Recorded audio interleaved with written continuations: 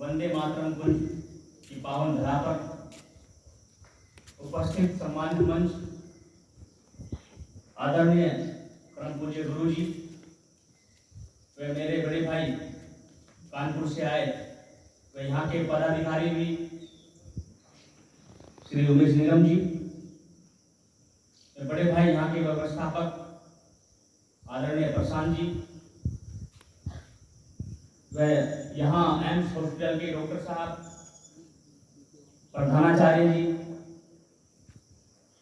और यहाँ के व्यवस्थापक अधीक्षक बड़े भाई उमाशंकर जी, यहाँ के प्रिंसिपल आदरणीय राजेंद्र जी और यहाँ उपस्थित बालक और बालिकाएं, सभी टीचर्स बहने व मातृशक्ति, मैं आप सभी को इस अंतर्राष्ट्रीय योग दिवस की स्नेह दिल से गौरवमय शुभकामनाएं देता हूँ।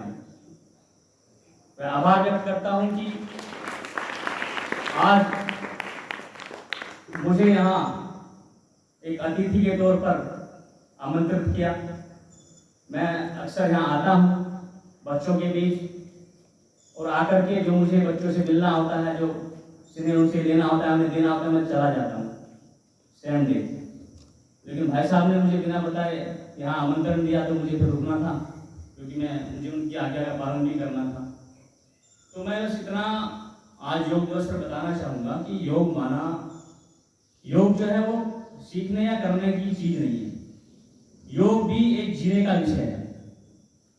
योग को जीवन में धारण करने का एक विषय है कि हम तन से, मन से, धन से इस योग को जीवन में जिए, तन से भी जिए, मन से भी जिए और धन से भी जिए।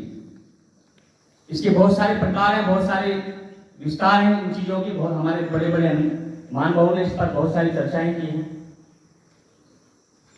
योग का अर्थ ये भी है कि हम एक सिरे से दूसरे सिरे तक अपनी एनर्जी को पहुंचाना भी एक योग है।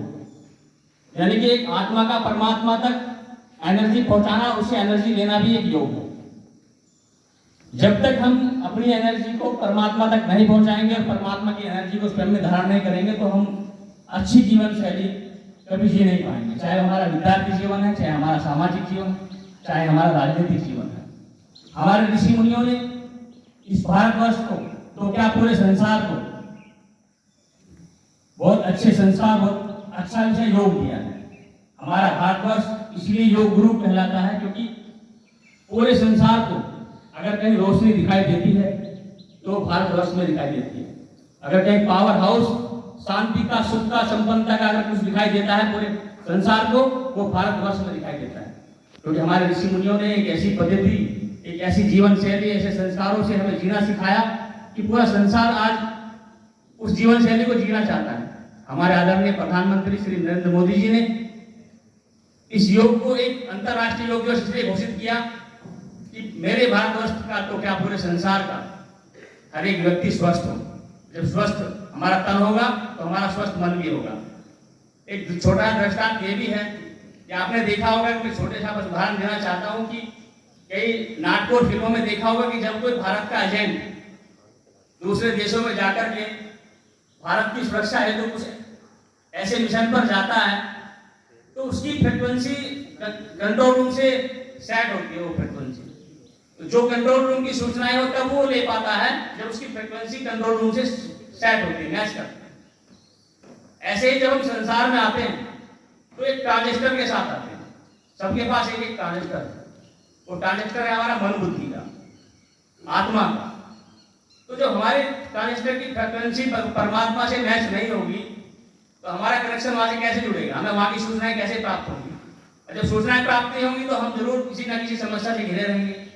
तो समस्याओं से निकलने का सबसे आसान तरीका यही है कि योग के माध्यम से हम तन के व्यायाम तो करें ही, लेकिन मन को भी स्वस्थ रखने के लिए अपनी फ्रिक्वेंसी को परमात्मा की फ्रिक्वेंसी से मैच करें, ताकि परमात्मा जो हमें संसार में भेज करके जो चीजें हमें देता है वो हम ले नहीं पाते क्योंकि हमारी फ्रिक्वेंसी मैच नहीं होती।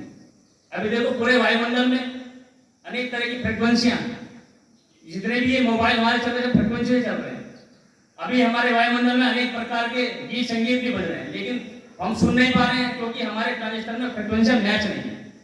लेकिन चल रहे हैं, सुन नहीं पा रहे, दिख नहीं रहे। हम जैसे ही किसी ट्रांजिस्टर को किसी भी फ्रीक्वेंसी से मैच करते हैं, वैसे ही गीत और संगीत, वैसी सूचनाएं उसमें आने लगती हैं। ठीक वैसे ही हमारे मन की फ्रीक्वेंसी जब परमात्मा से मैच होगी तो हमें भगवान की सूचनाएं प्राप्त होंगी। उससे हम समाज का, जीव जंतुओं का, प्रकृति का हम लाभ उसको दे पाएंगे। इसलिए योग के साथ साथ परमात्मा से भी अपनी फ्रीक्वेंसी को मैच करें। इन्हीं सब शुभकामनाओं के साथ मैं आपको अंतर्राष्ट्रीय योग दिवस की बहुत बहुत शुभकामनाएं देता हूँ। जय श्री राम। धन्यवाद भैया।